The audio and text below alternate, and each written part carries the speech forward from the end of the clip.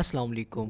क्या आपने कभी सोचा है कि इंसान के लिए खुराक यानी कि फ़ूड क्यों ज़रूरी है और ये फ़ूड जो इतने कॉम्प्लेक्स पार्टिकल से मिलके बना होता है, आखिर कैसे छोटे छोटे पार्टिकल्स में ब्रेक डाउन हो जाता है। ये सब हमारी बॉडी में मौजूद एक प्रॉपर सिस्टम के थ्रू होता है जिसे डाइजेस्टिव सिस्टम कहते हैं। हम जो फूड खाते हैं उसमें कॉम्प्लेक्स पार्टिकल्स शामिल होते हैं जैसे कि कार्बोहाइड्रेट्स, प्रोटीन्स और फैट्स वगैरह। डाइजेस्टिव सिस्टम में मौजूद ऑर्गन्स इन कॉम्प्लेक्स पार्टिकल्स को सिंपल पार्टिकल्स में ब्रेक डाउन करते हैं ताकि हमारी बॉडी उस फूड से एनर्जी हासिल कर सके। ये एनर्जी बॉडी के तमाम सिस्टम्स को प्रॉपरली फंक्शन करने के लिए बेहद ज़रूरी होती है। डाइजेस्टिव सिस्टम वेस्ट फूड को बॉडी से एक्सक्रीट करने में भी काम करता है। डाइजेस्टिव सिस्टम एक मस्कुलर ट्रैक्ट या पैसेज वे है जिसके एक एंड पर माउथ और दूसरे एंड पर एनस मौजूद होता है। इस मस्कुलर ट्रैक्ट को गैस्ट्रोइंटेस्टाइनल ट्रैक्ट, डाइजेस्टिव ट्रैक्ट या एलिमेंट्री कनाल भी कहा जाता है। गैस्ट्रोइंटेस्टाइनल ट्रैक्ट में बहुत से हॉलो ऑर्गन्स एक लंबी सीरीज में आपस में कनेक्ट हुए होते हैं। ये ऑर्गन्स फूड को ब्रेक डाउन करने, इसेंशियल न्यूट्रिएंट्स जैसे कि शुगर और प्रोटीन्स वगैरह की ब्लड में ट्रांसपोर्टेशन और वेस्ट फूड को बॉडी से एक्सक्रीट आउट करने में मदद करते हैं। इन ऑर्गन्स में mouth, oesophagus, stomach, small intestine, large intestine और एनस शामिल हैं। इनके अलावा लिवर, पैंक्रियाज, गाल ब्लेडर और कुछ ग्लैंड्स भी फूड की डाइजेशन में अपना किरदार अदा करते हैं। एक अडल्ट ह्यूमन की एलिमेंट्री कनाल की लेंथ 30 फीट यानी कि 9 मीटर्स तक हो सकती है। तो आइए अब वन बाय वन इन सारे ऑर्गन्स को डिटेल में स्टडी करते हैं। Number 1, mouth. Mouth digestive tract का पहला ऑर्गन है। जैसे ही आप फूड का पहला बाइट अपने माउथ में डालते हैं, डाइजेशन उसी वक्त से शुरू हो जाती है। माउथ को ओरल या बकल कैविटी भी कहा जाता है और इसमें 3 पार्ट्स शामिल हैं जिनमें टीथ, टंग और सैलिवरी ग्लैंड्स शामिल हैं। ये पार्ट्स फूड को फिजिकली डाइजेस्ट करते हैं। टंग यानी कि ज़ुबान एक मस्कुलर ऑर्गन है जो फूड को टेस्ट करने में हेल्प करती है। इसके अलावा ज़ुबान फूड को रोल करने और निगलने में भी मदद करती है, जबकि टीथ फूड की ग्राइंडिंग और क्रशिंग करके फूड को छोटे छोटे पीसेस में कन्वर्ट कर देते हैं ताकि फूड आसानी से डाइजेस्ट हो सके। इस प्रोसेस को मैस्टिकेशन कहते हैं। माउथ में मौजूद तीसरा अहम पार्ट सैलिवरी ग्लैंड्स हैं जो पेयर की फॉर्म में हमारे ईयर्स के फ्रंट पे जुबान के नीचे और लोअर जा के करीब मौजूद होते हैं। सैलिवरी ग्लैंड सलाइवा प्रोड्यूस करते हैं जो फूड को ल्यूब्रिकेट करता है ताकि उसको चबाना और निगलना आसान हो सके। सलाइवा एक ट्रांसपेरेंट लिक्विड है जिसमें 2 खास एंजाइम्स मौजूद होते हैं जिनमें अमाइलेज और लाइसोजाइम शामिल हैं।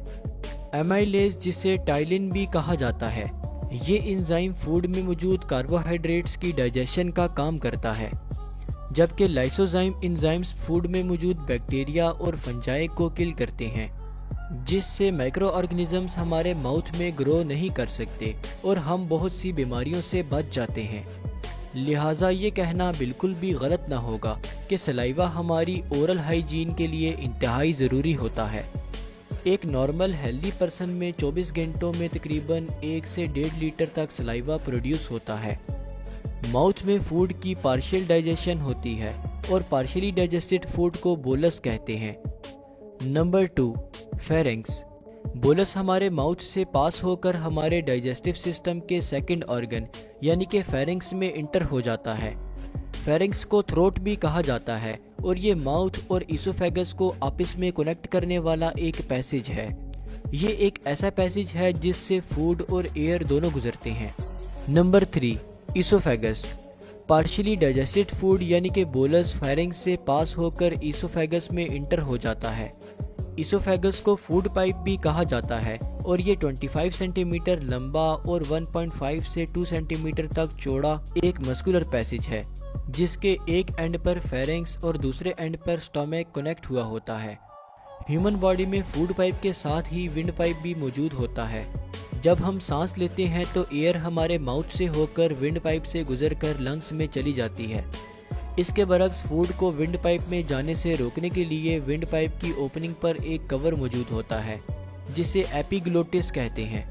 फूड स्वेलो करने के दौरान ये एपिग्लोटिस विंड पाइप को कवर करता है और टंग बोलस को पुश करके फूड पाइप में इंटर कर देती है। ये फूड इसोफेगस में मस्कुलर कॉन्ट्रैक्शंस के थ्रू स्टमक तक पहुंच जाता है। इन मस्कुलर कॉन्ट्रैक्शंस को पेरिस्टालिसिस कहा जाता है। इसोफेगस के एंड पर एक मस्कुलर वाल्व प्रेजेंट होता है जिसे स्फिंक्टर कहते हैं। पार्शियली डाइजेस्टेड फूड जब स्टमक के अंदर कम्प्लीटली इंटर हो जाता है तो ये वाल्व बंद हो जाता है और लिक्विड्स और सॉलिड फूड को वापस मुंह की तरफ आने से रोकता है। अगर यही मस्कुलर कॉन्ट्रैक्शंस रिवर्स में शुरू हो जाए तो उसे एंटी पेरिस्टालिसिस कहते हैं। इसकी वजह से वॉमिटिंग शुरू हो जाती है। Number 4, stomach. स्टमक एक sac like J shaped muscular organ है जो डायफ्राम के नीचे और एब्डोमेन में अपर लेफ्ट साइड पे प्रेजेंट होता है। स्टमक के नीचे लीफ शेप्ड ग्लैंड प्रेजेंट होता है जिसे पैंक्रियास का नाम दिया गया है। स्टमक के सामने लिवर प्रेजेंट होता है। लिवर के नीचे और एब्डोमेन में राइट साइड पर एक पियर शेप्ड ऑर्गन प्रेजेंट होता है जिसे गाल ब्लेडर कहते हैं। स्टमक पार्शियली डाइजेस्टेड फूड यानी कि बोलस को टेम्पररीली होल्ड करता है और उसकी कंप्लीट ब्रेक डाउन करता है ताकि ये फूड ब्लड में इजीली ट्रांसपोर्ट हो सके और इससे एनर्जी जनरेट हो।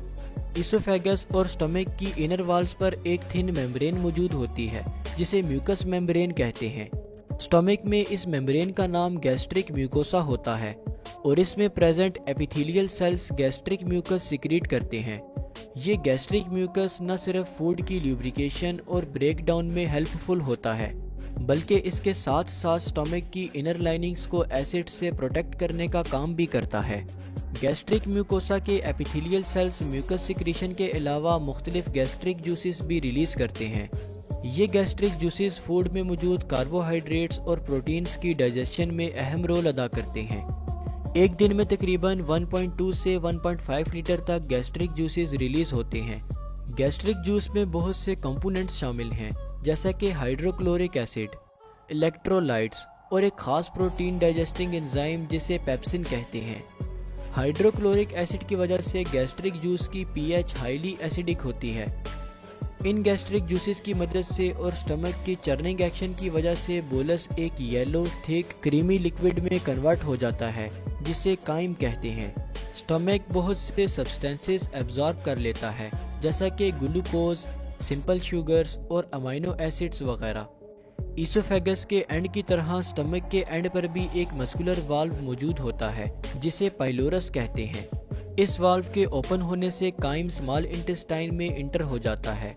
जैसे ही स्टमक इम्पटी होता है तो पाइलोरस वाल्व बंद हो जाता है ताकि फूड रिफ्लक्स यानी कि स्टमक में फूड की वापसी न हो सके। Number 5, small intestine. काइम की अगली मंजिल स्मॉल इंटेस्टाइन होती है। स्मॉल इंटेस्टाइन जिसे हम अपनी जुबान में छोटी आंत भी कहते हैं, ये हमारे एब्डोमेन में मौजूद 22 से 25 फीट लॉन्ग एक लूजली कोइल्ड मस्कुलर ट्यूब है जिसका डायमीटर तकरीबन 2 इंच तक होता है। स्मॉल इंटेस्टाइन के 3 पार्ट्स होते हैं जिनमें ड्यूडेनम, जिजुनम और इलियम शामिल हैं। स्मॉल इंटेस्टाइन पैंक्रियाटिक जूस और बाइल की मदद से काइम को फर्दर डाइजेस्ट करने में हेल्प करती है। पैंक्रियाटिक जूस पैंक्रियास से रिलीज होता है और इसमें ऐसे एंजाइम्स होते हैं जो काइम में मौजूद प्रोटीन्स, फैट्स और कार्बोहाइड्रेट्स की ब्रेक डाउन करते हैं, जबकि बाइल हमारे लिवर में प्रोड्यूस होता है और गाल ब्लेडर में स्टोर होता रहता है। ये बाइल डाइजेशन के दौरान गाल ब्लेडर से बाइल डक्ट के थ्रू स्मॉल इंटेस्टाइन में रिलीज होता है। बाइल काइम में मौजूद फैट्स की डाइजेशन में अहम किरदार अदा करता है। स्मॉल इंटेस्टाइन के पोर्शन ड्यूडेनम में काइम की मिक्सिंग और डाइजेशन होती है, जबकि जिजुनम और इलियम पार्ट्स से डाइजेस्टेड फूड ब्लड में एब्जॉर्ब होता है। स्मॉल इंटेस्टाइन की इंटरनल लाइनिंग में एक खास किस्म के स्ट्रक्चर्स प्रेजेंट होते हैं जिन्हें विलाय कहते हैं।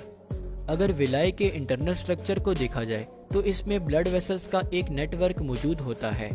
ये विलाय स्मॉल इंटेस्टाइन का सरफेस एरिया इंक्रीज करते हैं ताकि फूड ब्लड में मुकम्मल तौर पर एब्जॉर्ब हो सके। इस तरह स्मॉल इंटेस्टाइन में फूड की मुकम्मल डाइजेशन के बाद फूड का मैक्सिमम पोर्शन ब्लड में एब्जॉर्ब हो जाता है, जबकि फूड की डाइजेशन से प्रोड्यूस होने वाला वेस्ट स्मॉल इंटेस्टाइन से मूव करके लार्ज इंटेस्टाइन में पहुंच जाता है। Number 6, large intestine. Large intestine, जिसे हम अपनी ज़ुबान में बड़ी आंत भी कहते हैं, ये 5 to 6 feet long muscular tube है।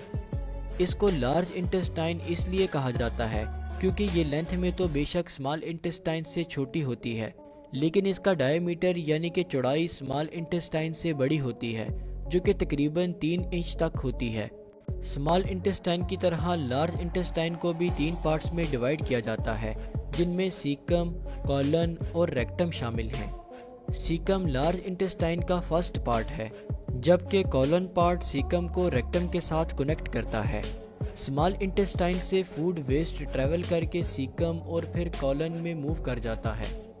कॉलन में वेस्ट में मौजूद एक्सेसिव साल्ट्स और वाटर एब्जॉर्ब होकर ब्लड स्ट्रीम में इंटर हो जाते हैं, जिससे फूड वेस्ट सॉलिड फॉर्म में कन्वर्ट हो जाता है।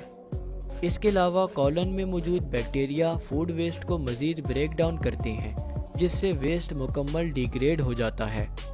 इस स्टेज पे फूड वेस्ट को स्टूल या फीसिस का नाम दिया जाता है। कॉलन से आगे लार्ज इंटेस्टाइन का थर्ड पार्ट शुरू होता है, जिसे रेक्टम कहते हैं।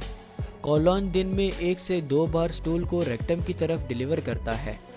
रेक्टम 8 इंच का एक चैम्बर है, जो कॉलन और एनस को आपस में कनेक्ट करता है।